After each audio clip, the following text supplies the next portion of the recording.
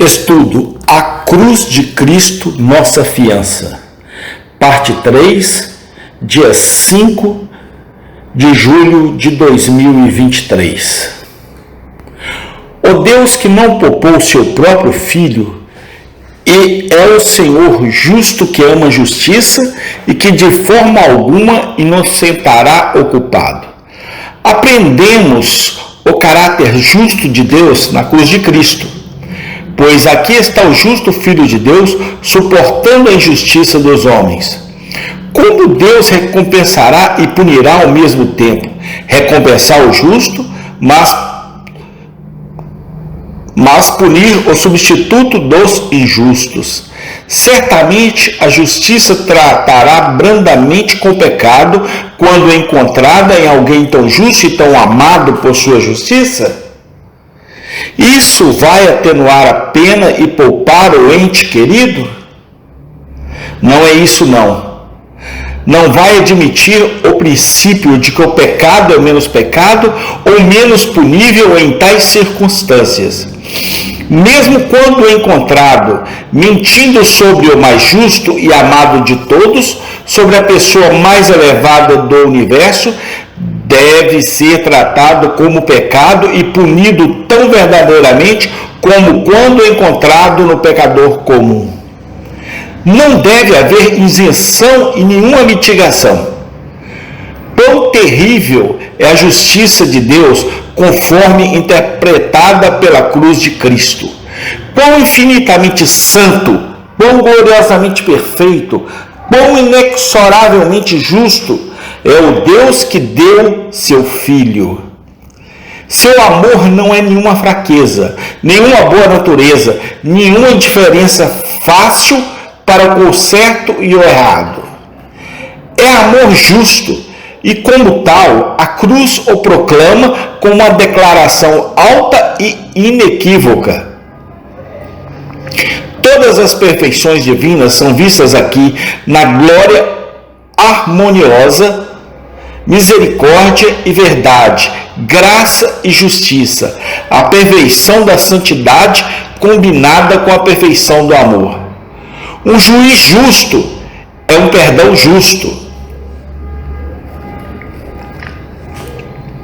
Justiça, perdoando, salvando, justificando, glorificando, tomando o lado da lei ao condenar o pecado, mas tomando o lado do amor ao libertar o próprio pecador. Ó cruz maravilhosa e gloriosa, bendito o intérprete de Deus para nós. Cena da grande auto-manifestação, da grande revelação da mente e do coração de Deus.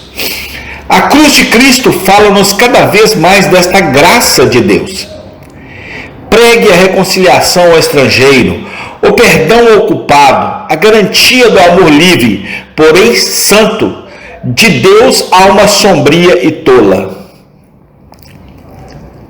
Fale com nossos corações, fale com nossas consciências, despeje luz, quebra nossos laços, cure nossas feridas, tudo por meio de sua interpretação do caráter divino, sua revelação do justo amor de Deus. 3. A cruz é a intérprete da lei. Diz-nos que a lei é santa, justa e boa, que nenhum jota ou tio pode passar. A perfeição da lei é a mensagem do Calvário, ainda mais terrível do que do Sinai.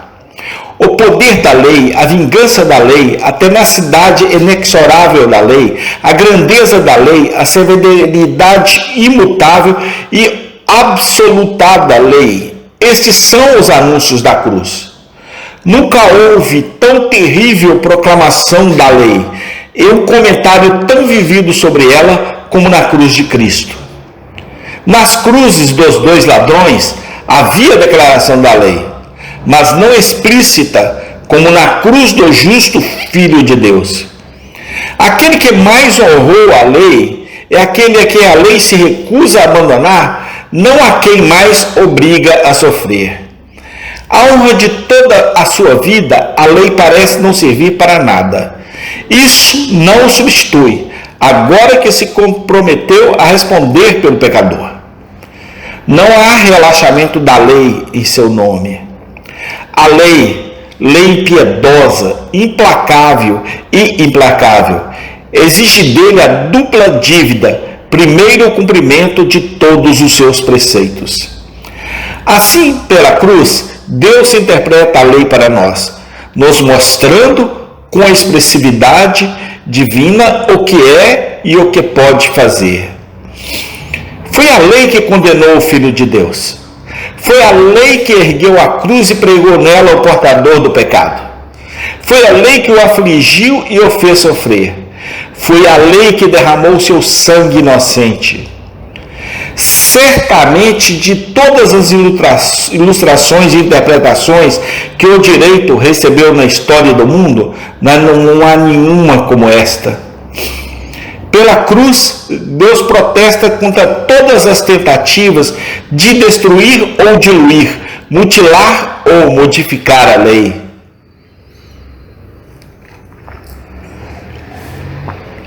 O homem pensa que é muito estrito, muito amplo.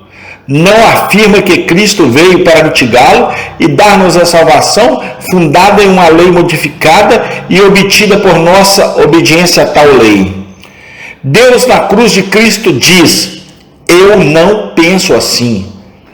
Veja sua cruz, é meu filho sobre ela, suportando a penalidade da lei. Eu teria feito fazer isso se tivesse sido muito rígido. Ele obedeceu demais? Ele sofreu muito?